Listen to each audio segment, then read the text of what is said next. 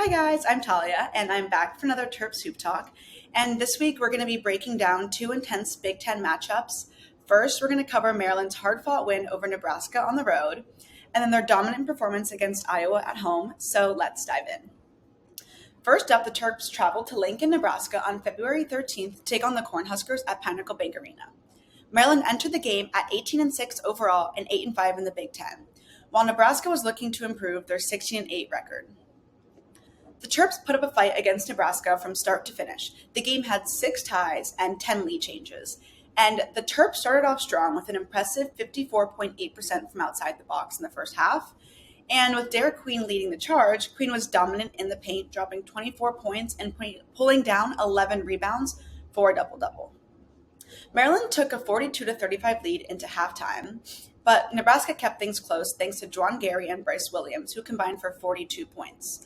The Cornhuskers stayed efficient at the free throw line, going 16 of 17. However, Maryland's defense held firm, limiting Nebraska to 43.1% shooting overall.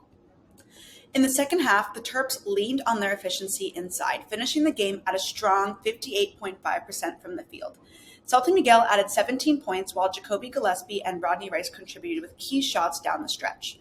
The Terps closed it out, securing a crucial 83-75 victory to improve to 19-6 on the season.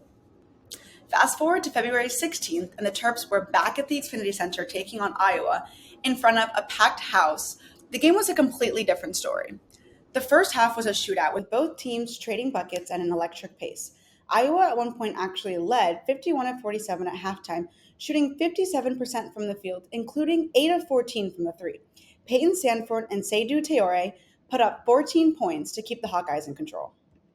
But after halftime, Maryland flipped the switch. The Terps came out firing, outscoring Iowa 54-24 in the second half. The defense locked it down, holding the Hawkeyes to just 29.7% shooting and a brutal 0 of 13 from beyond the arc. On offense, Jacoby Gillespie had himself a night to remember, exploding for 26 points on 11 of 14 shooting.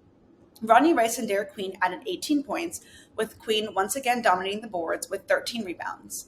Maryland put up an incredible 101 points, cruising to a 101-75 statement victory and improving to 20-6 overall. With these two wins, Maryland looks to solidify its position in the Big Ten standings. At 10-5 in conference play, they've got momentum heading into the final stretch of the season. Next up, the Terps have a tough home game against USC. And can the Terps keep this hot streak going? We'll find out. That is all for this week's Maryland basketball recap. I will see you guys next time. Go Terps!